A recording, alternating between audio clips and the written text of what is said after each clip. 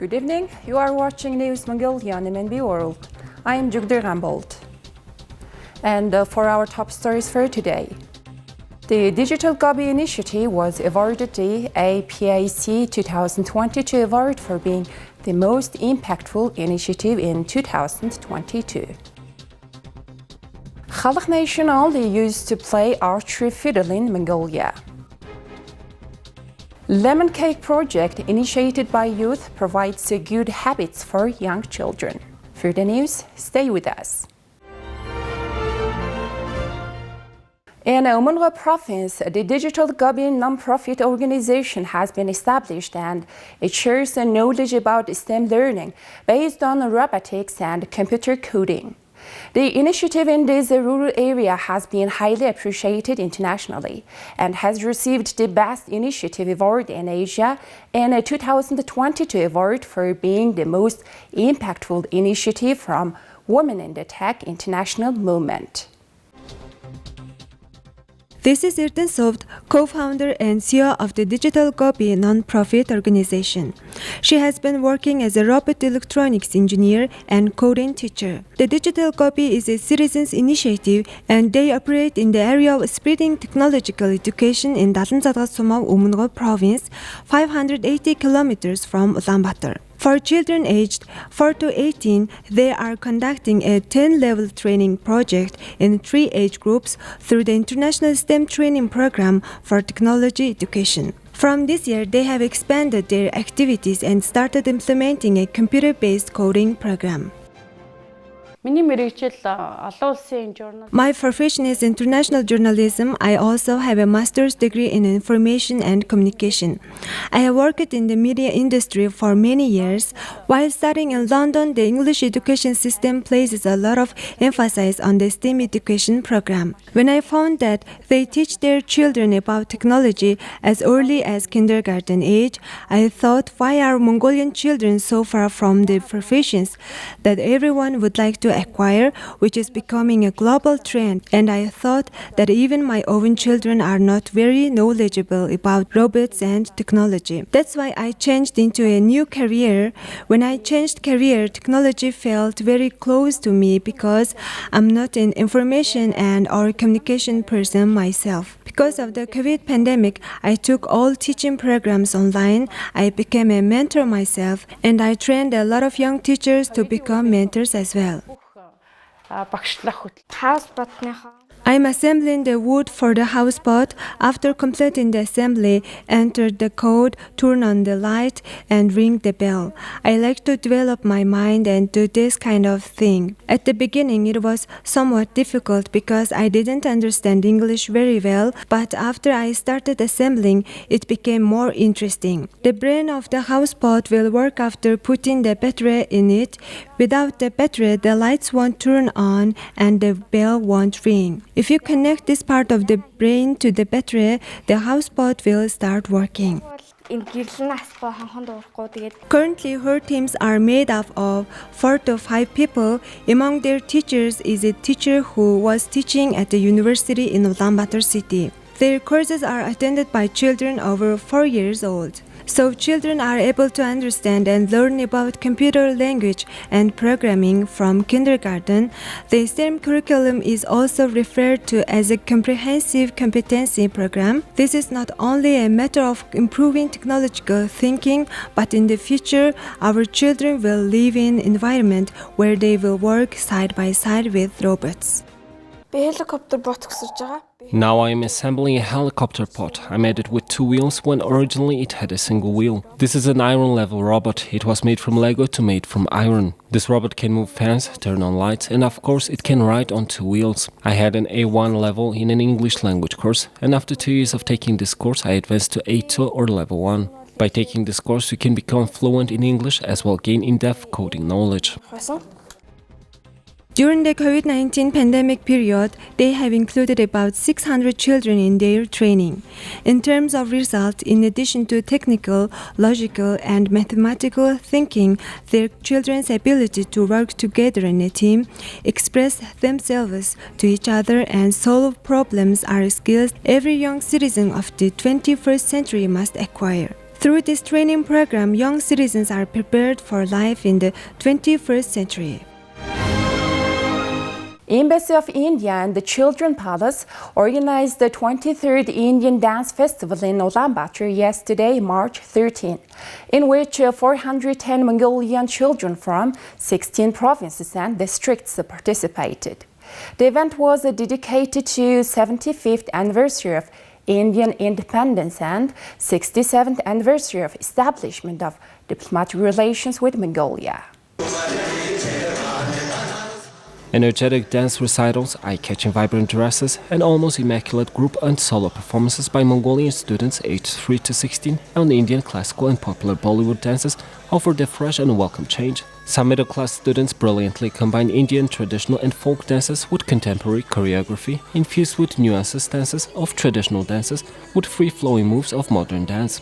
Main attractions of the day were Oscar-winning Indian dance Natu Natu and classical Bharatanatyam with rich repertoire of songs performed exceptionally well by Mongolian students who mostly learned the dance from internet with help from their music teachers, but were able to bring forth nuances and aesthetics set down in this classical dance. During the day-long dance competition, the rhythm and melody became livelier as the show continued in presence of about 500 audiences that included high government dignitaries, spouses of ambassadors to Mongolia, parents of children and young dance enthusiasts. Trophies, plaques, prizes, cash awards, gifts and certificates were handed over not only to the winning groups and solo performers, but to each of the participants to encourage to enthuse them to continue to join this event in the future.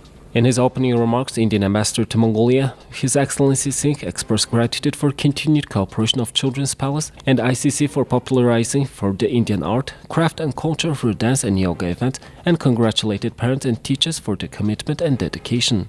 While giving away awards to Mongolian students, Member of Parliament Saranchimi hoped that such events would continue to expand and intensify centuries of cultural and civilizational connect of India and Mongolia. Acting Director of Children's Palace promised to continue this unique dance competition in Ulaanbaatar city. It is heartening to note that the Mongolian children who do not speak or understand Indian languages traveled as far as from Khalkh, Bayolgi, Bayahongar provinces and mostly creating their own dance costumes and learning Indian dance moves on their own by watching the Indian dance on YouTube or following the Mongolian channels that often show old Indian movies dubbed or subtitled in Mongolian language is a testimony to the popularity of Indian culture, films and dance in Mongolia. Ambassador of India to Mongolia announced that the next edition in March 2024 will be even bigger with more awards and Indian scholarships for the winning students. Young people from Khalkh province created some video content and expanded to the lemon cake project. Nana Nono is, as every child knows, a fish who is the main character, and the fish can live not only in the water but also on the land. The length of one short video is 2 to 3 minutes. Each one has a different meaning created with a new song. The artistic team consists of 8 members. Each member has a special role to perform. The marketing team is working on other responsibilities such as presenting the content. I have planned a math lesson on Wednesday, and on Monday morning at reception, children listen to the content of the song and do exercise and movements. On the second day, when children listen to the same song, the children were taught about how many angels the house has had. The children actively participated in the lesson and understood the lesson very quickly. Kindergarten teachers say that it is more appropriate to use content lessons than to use many materials because the lesson will be more effective than after using many materials. There were no children's content projects, that's why we did it.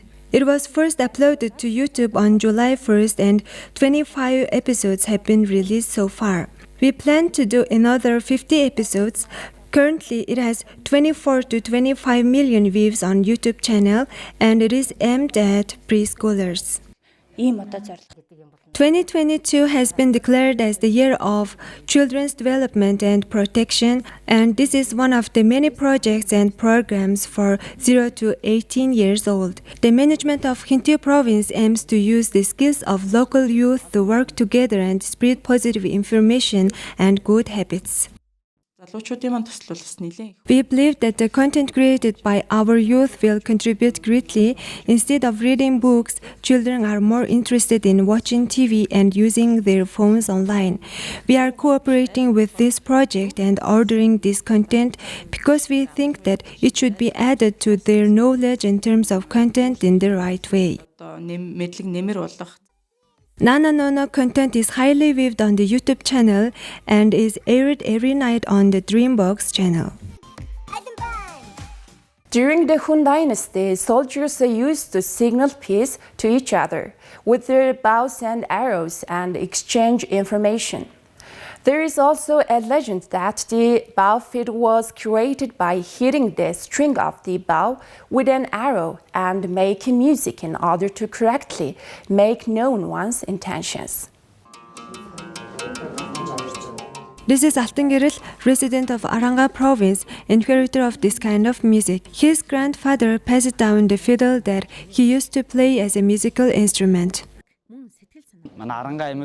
This music comes from our Arhanga province. My grandfather's name was Jansen. He was a folk artist. But the second hair was taken by my brother, who taught me how to play this music a year ago. Compared to other types of music, it is hummed with the mouth. Depending on the beat, it can be adjusted to play fast and slow, and mostly folk songs are played using this kind of music. Folk songs are very compatible with this music, and my brother used to make this musical instrument, and no one else does it. Altangiril plays the archery fiddle used by his grandfather and made by his brother. There is only one archery fiddle inherited from his grandfather in the country. Altangiril, the bearer of the legacy, intends to keep learning and make his own fiddle. Please take a look at the currency exchange rates provided by the Central Bank of Mongolia.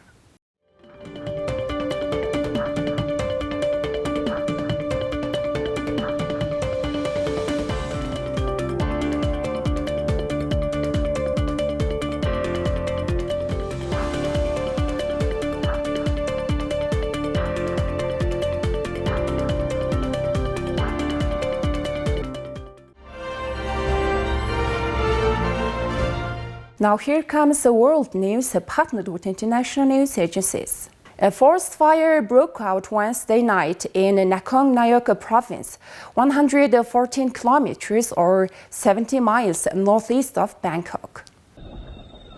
As night came, the mountains were a blaze of red and orange against the dark sky. Traffic came to a standstill on lower ground. According to a government spokesperson, Anucha Borapachaisri, the fire started on a high part of the Khao Chaplo mountain, which have made it impossible for forest firefighters to access, and the fire had also spread to the adjacent Khao mountain. Separate forest fires have also been raging in the country's north.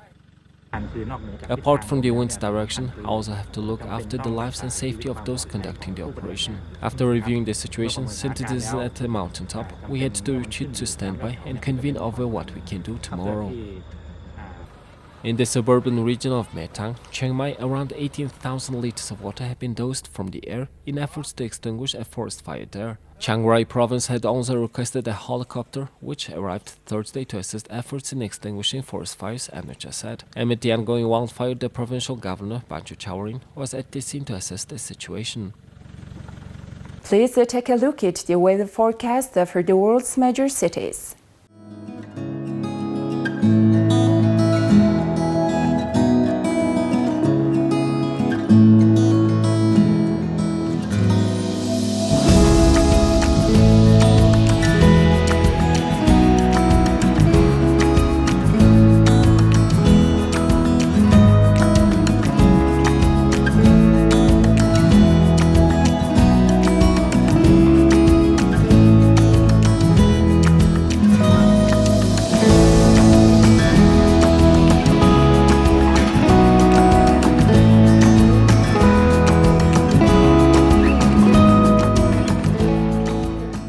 Well, that's all for today. Thank you for staying tuned. We'll see you next time with more news and updates. Have a nice day.